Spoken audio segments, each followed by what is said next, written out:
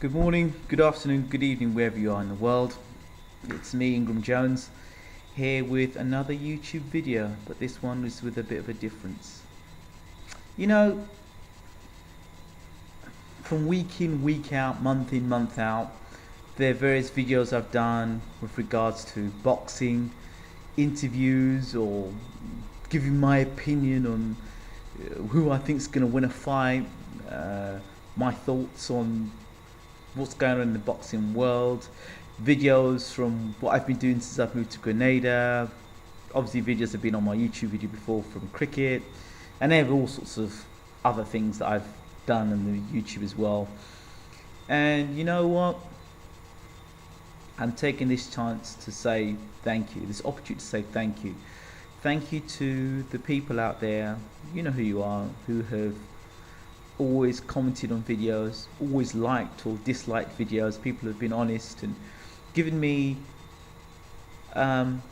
pointers in where they think I can improve on interviews, or what if they disagree on an opinion. You have the odd one or two that always take things overboard and want to get abusive and say things that are a bit ignorant in comments. You get that. For every 1,000 you get one.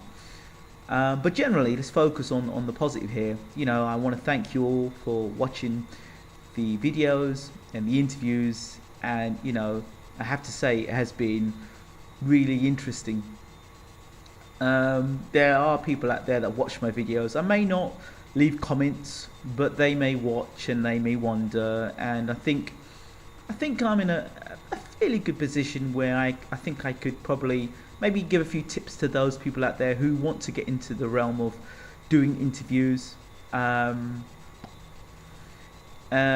somebody said to me the other day, well, how do you get your interviews? Well, pick who you want to do your interview with, and then ask yourself the question why you want to do the interview. So why would I want to interview, I don't know, Keith Thurman. Keith Thurman was a fighter that I spotted from day dot and thought, you know what, that's a guy I'd like to interview. And I was really interested in trying to get an interview with him. And I went through Twitter, went through Facebook. And a lot of the fighters you can contact through Facebook. So you have to be careful because there are sometimes fake accounts. But generally speaking, you can go to Facebook and find people's contacts there. So that's a great way to start. I'll be fair, I'll be honest. I think that for myself, I've just done that. I've gone to Facebook, I've gone to Twitter, I've tweeted, and 7 times out of 10 I've got the responses. And I want to take this opportunity to thank those people that I've been able to get interviews with, the likes of Tyson Fury, Hughie Fury, Peter Fury, who's always had an open door policy in terms of being able to get interviews, Keith Thurman, Brian Jennings, Austin Trout, Deontay Wilder, keep going, Michel Rosado, Steve Goodwin, Don Charles, who else? Oh, God, there's probably so many names I'm probably forgetting. Chris Bird, and it's been a real honour to be able to interview people. Even the crossover interviews I did with the likes of Leave It in the Ring, that was great. ATG Radio, Jenna J, interview with Malky Mayweather, and it's been fantastic. And it's always good when you can interview people that you may have looked up to as a kid. Julian Jackson was one. That was a great interview because somebody I'd seen when I was younger and had the opportunity to talk with him at length, not just doing the interview but off camera as well, and it was a great experience. So I can tell you firsthand that it's great when you get the opportunity. It's an honour to be able to interview these people, and a lot of the personalities in boxing, a lot of viewers seem to think that that's the person that they are all the time. But remember, it's a persona. It's something they put on. It's something they do to sell tickets. Well, most of them to sell tickets. To get people to look at them, to get people to want to buy tickets to either see them win fights or to buy tickets to see them get knocked out. Let's be honest, if Tyson Fury was very quiet, it would never have happened. I've enjoyed 98% of the interviews. No, I've enjoyed all the interviews that I've done. There's some interviews I've enjoyed more than others. You know, you get your favourites. I'm not mentioning who the favourites are, but they're interviews that you enjoy. And you know, I think the one thing in all of this, in the interviewing process and doing the interviews, that really ticks me off, or has ticked me off, not so much now, is when people say they're going to do interviews and they then don't honour their word and don't follow through. That for me is, you know, I don't like people who don't honour their word. I don't like people who say one thing for Twitter or Facebook like, and then afterwards when it comes down to it, won't do the interview. So, you know, I do feel, not so much now, because I think I'm getting a bit more experience and understand it, and let it go over my back. I don't worry about that now. But yeah, so, you know, you've got to be persistent. You've got to keep going regardless. Keep going, and enjoy it. Just enjoy the journey. Enjoy the journey. You know, practice makes you better. You just keep working it and keep going and keep going. And I'm still learning in the process of doing what I'm doing, but I enjoy it. I love doing it. I love doing the interviews, and it's great. Yeah, you know, you get down moments. Of course you do. You get down moments where you think you've done a great interview and it may not get the amount of views that you may want, or you may not have asked the questions you may have asked. But let me tell you something here now. And you know, I've always enjoyed doing interviews, and I've always felt that when I do an interview, I'm trying to ask the questions that you most want the answers to. I'm going to try and ask the questions that the fans, if I'm a fan looking at you, what question would I ask? And that's what goes through my mind. I may not ask every question, because I'm not a mind reader, but I ask questions that some people may see as come across as being harsh, but maybe it's because they come across harsh because the world in the media today is about, you know, I don't know, people got different styles and different techniques, and my style may come across a bit harsh, but I don't know. But I say as much as to say that I've enjoyed the journey. I've enjoyed doing the interviews. It's been a great thing, and I've enjoyed it tremendously. So that's what I've got to say about that, and to say thank you. Thank you to those who have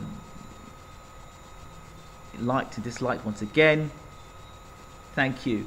And at this point, probably what I'd like from you, the listener, who have listened, those people who've listened to my interviews, and obviously those who've listened to for a while, tell me what interview that you've liked the most. Tell me what interview that you've enjoyed, and tell me which interview, you know that sticks in your mind. And when you think of IJ interviews or Ingram Jones or Inside Story, the interviews that you've liked the most. You know, there's all these things you can improve on. You can improve on sound quality. You can improve on, you know, the camera angles. There's other things you can improve on. Of course, we can do that. But you know, I think I set off on this journey last year, November, December time, and wanted to go out and do the interviews, and it's about a year now. So you sort of reflect. But yeah, I just wanted to do that as a video because, you know, I'm always saying this and that. I wanted to do some little different video. Yeah, but while I'm at it, and on that note, I think I will just finish this video off by talking about a few things in boxing. Obviously, I've been talking about David Price a lot, and his transition from being the fighter that was going to challenge the Klitschko's to the guy who nobody gives a chance of winning another fight at world level. He now has gone and he's made the change. He's made the transfer from leaving Fanny Smith and has now moved on to being with Adam Booth. Also, Frank Maloney's retired. Well, you think to yourself, well, Frank's been in the game a long time, and where else was he really to go? I think to retire is better than to get sacked. Did Price sack him? Well, I don't know. But all I know is that Maloney's now retired, so what you can say to that is, well, you know, Frank's had a good run, so I don't know kind of what he's going to do now he's retired.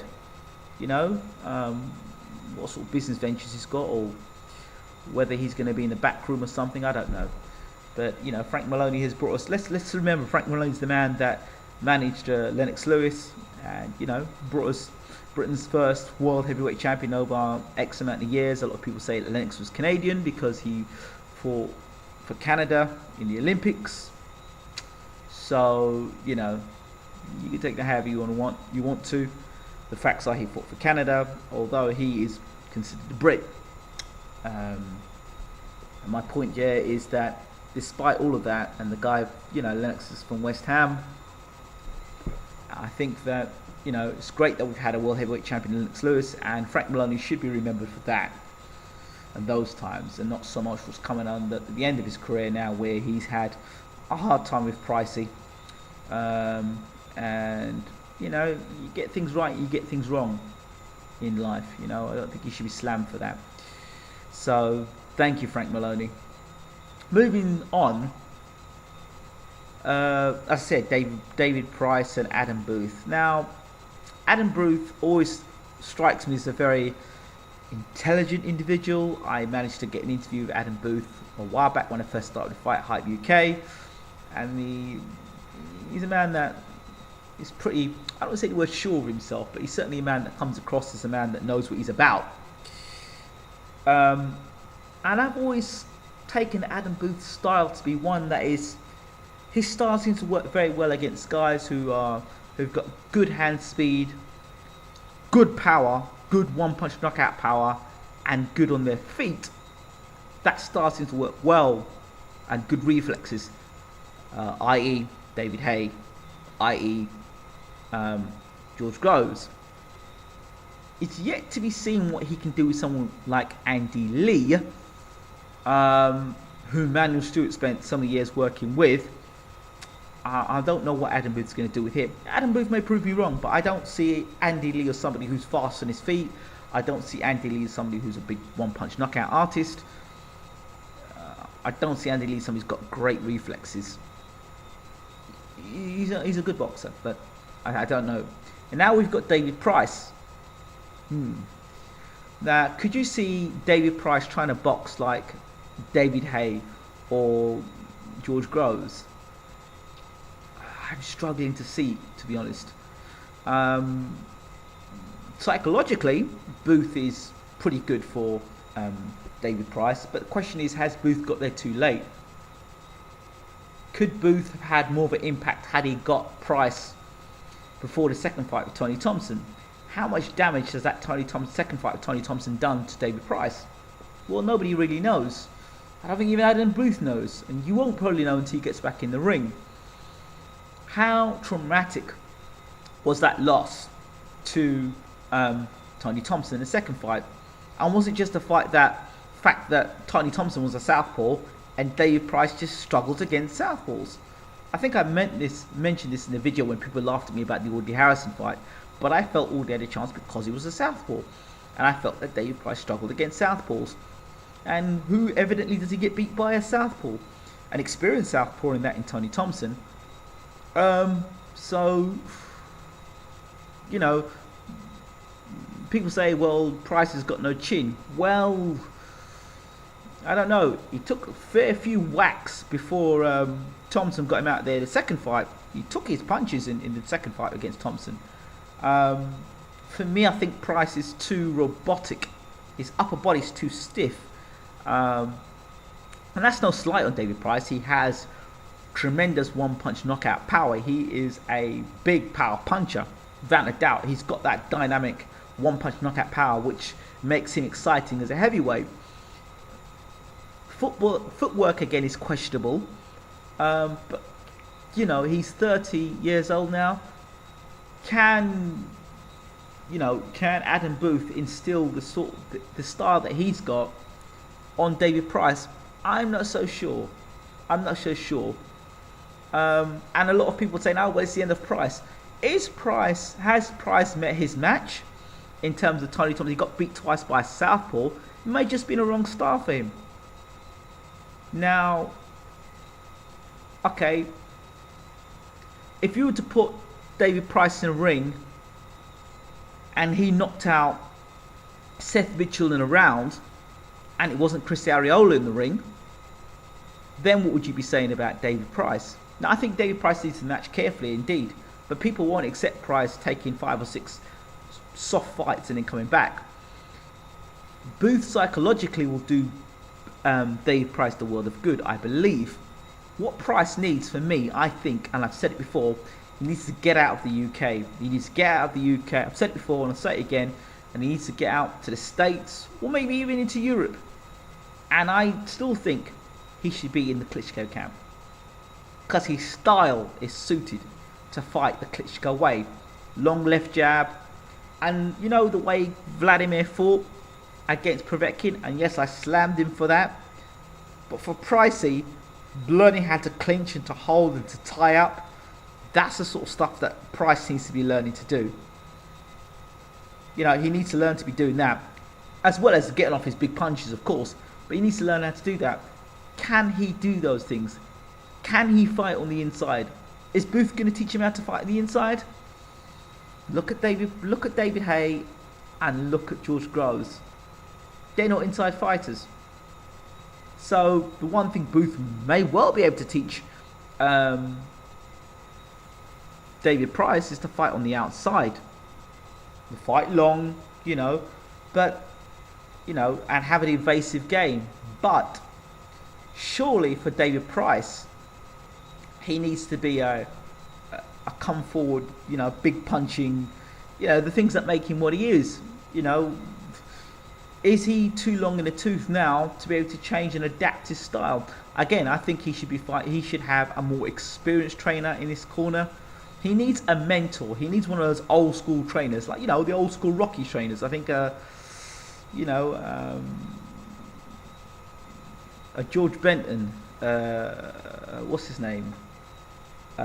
Maybe Eddie Mustafa. I don't know. Just somebody who has got a Teddy Atlas.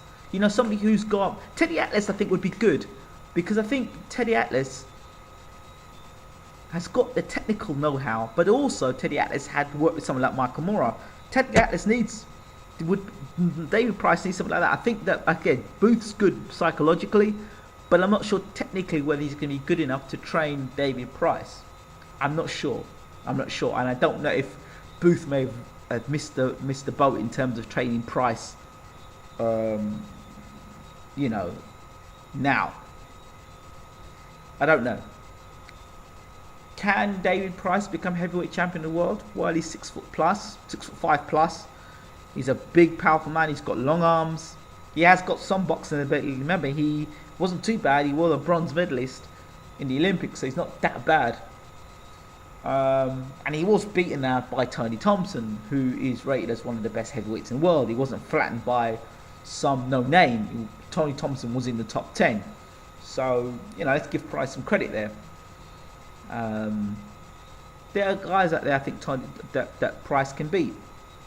I think Booth will manage Price in a way that he's managed Haye, and probably the way he's managed Groves. I don't know. Maybe I'm completely wrong about what I'm thinking, but I'm not so sure how this thing's going to work out with Booth and Price.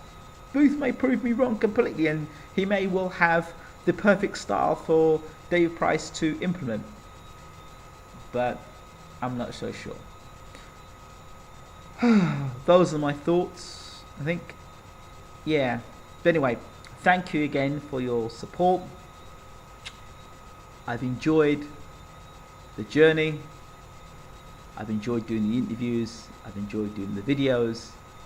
But I want to close out this note by saying that, you know, you'll always have doubters. You'll always have people saying to you, you can't do this, or you're crap. But you know, as long as you believe in yourself and you set your mind to do something and you want to achieve things. And another thing, don't let anybody pigeonhole you, tell you you only this or you're only that or you can only do this. Do what you want to do in life. Go out and do it. And be the best that you can be at it. I've enjoyed it. I really have enjoyed it all. And I'll say that much. But yeah, that's all I can really say as now. But thank you. I appreciate you all. The haters too. Do appreciate you, because without haters, you know, it gives you fuel to do even more. But thank you. I appreciate you all. This has been Ingram Jones from Bayloric. I'm out. Take care. Goodbye.